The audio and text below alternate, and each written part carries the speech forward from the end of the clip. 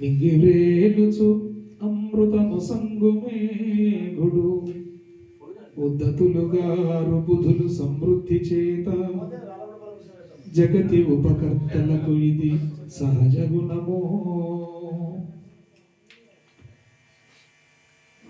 ఉత్తములైనటువంటి వారు అంటే ఎంత గొప్ప స్థాయికి ఎదిగినా కూడా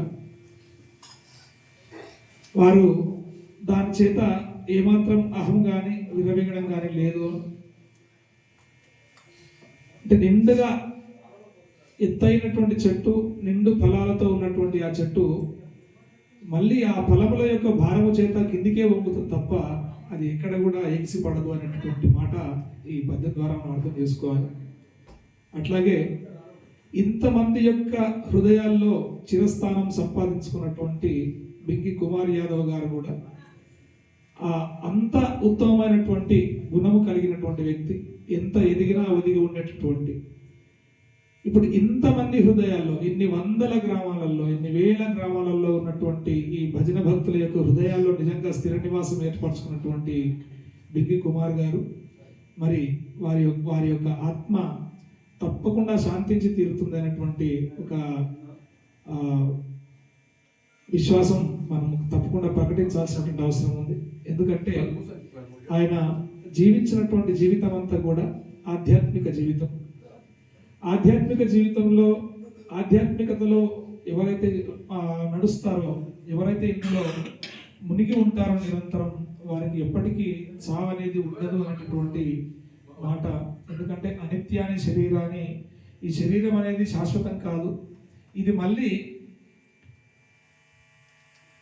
ఆత్మ ఇంకొక దేహంలోకి వెళ్ళిపోతుంది. ఆ విధంగా మనిషికి చావు అనేది ఉండదు అనేటటువంటి విశ్వాసాన్ని ఆధ్యాత్మికతలో మనమే చాటుతాం. కాబట్టి వారికి మళ్ళీ ఎక్కడో ఒక చోట మళ్ళీ ఆ పరమాత్మ తనకిష్టమైనటువంటి జన్మలోనో లేకుంటే తన దగ్గరలోనో మోక్షం ఇచ్చి పెట్టుకునేటటువంటి అంతటి ఉత్తమమైనటువంటి జన్మ కుమారన్న గారిది. కాబట్టి అటువంటి అన్నగారి నాకు నిజంగా మాటలు కూడా ఏం మాట్లాడాలో అర్థం కావట్లేదు. సరే, ఈరోజు ఈ రకంగా కలవాల్సి రావడం కూడా ఒక రకమైనటువంటి బాధాకరమైనటువంటి విషయమే.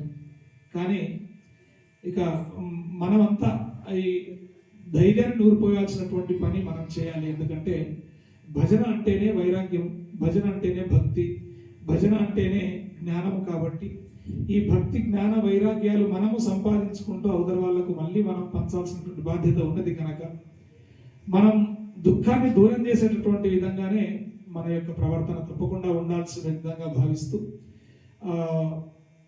మళ్ళీ ఒకసారి కుమారన్న గారు ఎక్కడికి వెళ్ళలేదు. ఆయన ఉన్నాడు, మనలో ఉన్నాడు, మనం వాడే పాటలో ఉన్నాడు. నిరంతరం మనం గుర్తు చేసుకోవడంలో, ఆ జ్ఞాపకంలో ఆయన బతికే ఉంటాడు. ఇది ఇప్పటి కాదు, ఎప్పటికైనా ఈ జ్ఞాపకాలు ఇదే విధంగా మిగిలిపోతాయి. కుమారన్న ద్వారా మనం నేర్చుకోవాల్సిన మంచి ఏమిటన్నా ఉన్నది అంటే అంత నిరాడంబరంగా, అంత నిస్వార్థంగా, అంత స్థితప్రజ్ఞత్వం కలిగి నరుల మెప్పు కాదు, నాకు నారాయణ మెప్పు కావాలి అనేటువంటి మాట కుమారన్న గారు అంటుండేవారు. కాబట్టి అదేవిధంగా పరమాత్మ పరమ సంతోషాన భజన చేసేది వారి పుణ్యమేమనవచ్చు భోగుసేన, ఆ నిమిష మాత్రములోన నిన్ను చేరును గాని మోక్షం ఎక్కడిదయ్యా, నరకం ఎక్కడిదయ్యా నలిన నేత్ర అన్నటువంటి మాట నరసింహ శతకంలో మనం వింటాం.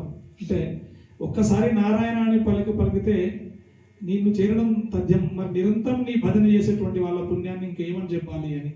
కాబట్టి అటువంటి పుణ్యజీవి, ధన్యజీవి కుమారన్న గారి యొక్క ఆత్మ శాంతించాలని కోరుకుంటూ, మరి ఇంతమంది బంధువుల్ని ఏర్పాటు చేసుకున్నటువంటి కుమారన్న ఎక్కడ ఉన్నా కూడా తన యొక్క ఆత్మ శాంతించాలని కోరుకుంటూ జై శ్రీరామ్.